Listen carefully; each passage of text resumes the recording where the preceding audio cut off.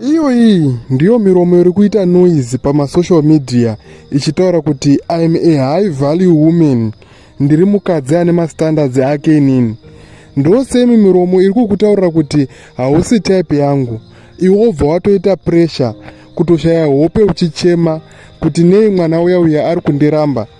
Ndosemi miromo iri kukutaura kuti hausi weklasi yangu, iwe semurume kwakutoita kunge uchaenda kunoromba, kutoenda kunoidhimukirwa netonera uchipinda pasi penyika kugoridhe kuti ufadze semu vanhu ivavava. Ndosemu vanhu vari kutaura kuti mombe dzauri kuda kundiroora nadzo ishoma, hadzikwani. Iwewo kwautoita kunge uchatoenda kunoroba bhengi nekuda kutokisawo malipsi iwaya.